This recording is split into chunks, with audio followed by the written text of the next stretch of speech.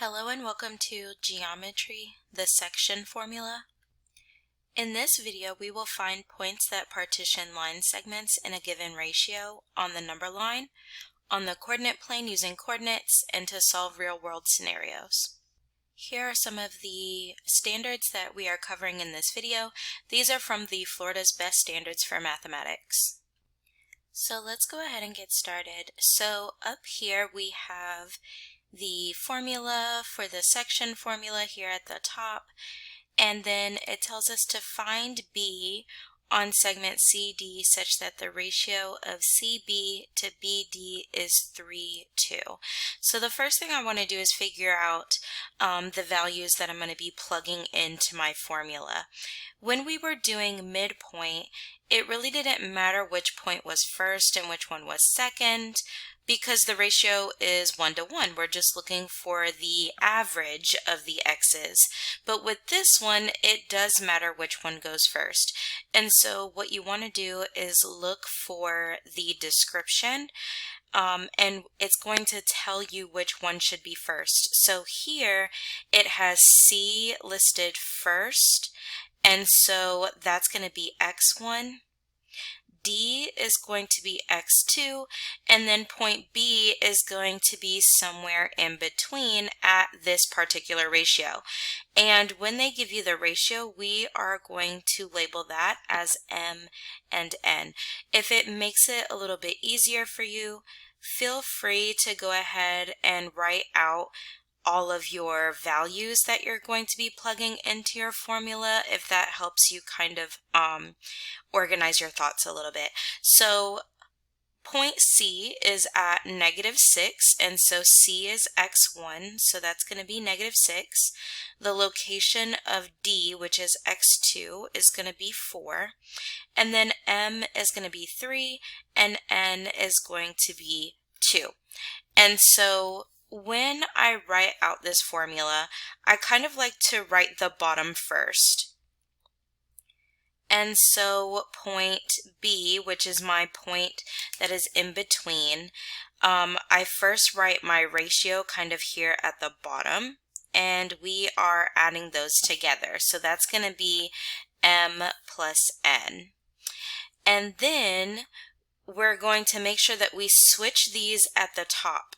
So 2 is going to go first, and then we're going to have x1, which is -6, plus 3, and then times x2, which is 4. When I go to put this into my calculator, I'll put the entire top in first. The bottom I know is going to be 3 plus 2, which is 5. And so when I go to type this into my calculator, for these problems, I don't have to put the parentheses. When I read this out loud, it says 2 times -6 plus 3 times 4. And so that's how I'm going to type it into this particular calculator. If you're using graphing calculators and other scientific calculators, you can usually just type it as you see it. But with these particular calculators, they need a little bit more help. So we're going to go ahead and just type this out as we read it. So 2 times 6, then we're going to make that 6 negative, plus 3 times 4, and then equals, and that gives us 0. And that makes sense. 2 times -6 is going to be -12, plus 3 times 4, which is +12, and that's going to be 0. And then here, 0 divided by 5 is just 0. And it's okay to get a 0 in math, so don't feel like you're doing something wrong by getting a 0. All right, and so that puts B here. And then thinking about what this looks like, when we learn about ratios as in parts, it would be 3 parts to 2 parts, and so that means there's 5 parts altogether here. And what this section formula kind of looks like is if I were to look at the distance between C and D and divide this into 5 parts, and this one works out quite nicely. where I can divide it evenly into 5 parts using my number line. And then what we're looking at here is B needed to be placed to where there were 3 parts here from C to B, and then 2 parts from B to D. And so we can kind of see this a little bit easier, that this would be 3 parts to 2 parts. And so this can be kind of a different way of how to kind of visualize it, but it is so much easier just to remember the section formula. Why? Because we don't always have number lines. They may not be turn out to be such nice numbers. We can easily get fractions and decimals, and so there are ways of doing the section formula without the actual formula, but it is easier just to know the section formula. Now let's take a look at the section formula, but with coordinates. So with this one, we're going to do the exact same thing. We want to figure out what our first point is and then our second point. But with this one, because we're dealing with coordinates, instead of x1 and x2, we're going to label our first point as x1, y1, and then our second point is going to be x2, y2. And then just like we did before, if you need to list out all of your values to make it easier for when we go to plug it into this formula, we've got x1 and x2, we've also got y1 and y2, and then we're still going to have m and n, and m and n come from our ratio. With this particular formula, we're doing the exact same thing that we did before, except we're using the section formula with the x's to find the x coordinate, and then we're using the same formula but with the y's for our y coordinate to find out where E is. And with this one, also notice that F is our first point and D is our second point, so it's not always left to right. So this is why it's super duper important to make sure that you are reading the description, because they often will flip these and it's not always going to be left to right as how we would see it either on the coordinate plane or the number line. All right, so let's go ahead and get started. So D is at -3, 3, and then F is at 4, 0. And remember, F is our x1, y1, and then D is our x2, y2, looking at our description. So x1 is going to be 4, x2 is -3, and then we've got y1, which is going to be 0, and y2, which is going to be 3. And then our m and n come straight from our ratio here, and so that's going to be 2 and 5. All right, if you would like to split these into 2 totally different section formulas, one for x and one for y, that's totally fine. So we're looking for point E. So for the x coordinate of E, we've got n times x1 plus m times x2, and we've got m plus n on the bottom. And let's go ahead and fill this in. So I like to write the bottom first, so m plus n is just going to be that 2 plus 5 from our ratio. Then I always remember to switch them up in the top, so 5 is going to come first, and then we've got x1, which is 4, plus 2 times x2, which is -3, and then I'm going to type this into my calculator. So I've got 5 times 4 plus 2 times 3, and then make that 3 negative, equals, and we've got 14 divided by 7 here because 2 plus 5 is 7. And that's going to give us a 2 for our x coordinate of E. So E, when we look for x and y, 2 is going to be that first coordinate. Then we're going to look for the y coordinate of E. Same deal going on with this one. Instead of the x's, we're now putting the y's instead. And so when I go to plug that in, very similar. The only thing that's going to be changing is that y1 and y2 in the top, but it's going to be that same formula. Everything else is going to be the same. So y1 is 0 plus 2 times y2, which is 3. And with this one, 5 times 0 is 0, plus 2 times 3 is going to be 6 over 7. And if you need to check to see kind of what that would be, and to see if we can reduce that, you can do 6 divided by 7, second, f to d, it's still going to be 6 over 7. And then from here, we've got 6 over 7. And so if I were to plot this, it would be 2, and then 6 over 7, I'm going to guess to be about there. And what this represents is if I were to draw that segment between D and F, and then here's E here, this represents 2 parts to 5 parts, and that makes sense. From F to E was going to be 2 parts, and then from E to D was going to be 5 parts.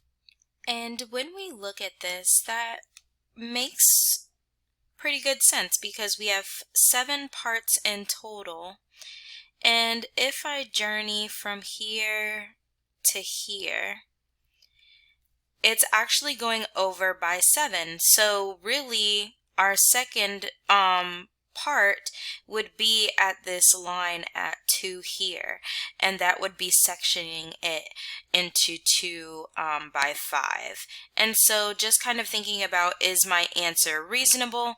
I would say yes, it is. Now let's take a look at a real-world scenario. It says Charles is traveling 145 miles from Orlando to Jacksonville. He wants to make a stop in St. Augustine so that the distance he has traveled to the distance he has left to travel has a ratio of 3 to 1. How many miles is it from Jacksonville to St. Augustine? So what I like to do with these real-world problems is go ahead and make a diagram. So in the problem, it's saying that we're going from Orlando to Jacksonville. So just like with those more mathematical problems, with the real world problems, we're still looking for that description. So we're starting out here at Orlando, and then we're going to Jacksonville. And so that's going to be our x1 and our x2. And then from here, it's saying that he's traveling 145 miles. Well, they don't give us numbers on the number line, but they did give us a distance in between. So what I'm going to do for this is I'm going to put 0 as my first number, and then I'm going to put 145, and that way there's a distance of 145 miles between the two. If I chose 2 different numbers, as long as they had a distance of 145 in between them, this would still end up working out. It's just easier to use 0. All right, and so now I'm kind of thinking about what this looks like. And it says that he wants to stop in St. Augustine to where the distance he has traveled, so he's going in this direction, right? And he wants the amount that he's traveled, So we've got 4 parts in all with a 3-to-1 ratio. So that's going to be our M and our N. So I'll go ahead and label it. That means that he wants to stop to where there's 3 parts on this side and 1 part on this side. And so that places St. Augustine to be here. And so now I can go ahead and do my section formula. And so this diagram is just kind of helping me visualize what my problem needs to look like. And so let's go ahead and we're going to put our M plus N on the bottom. So that's going to be 3 plus 1.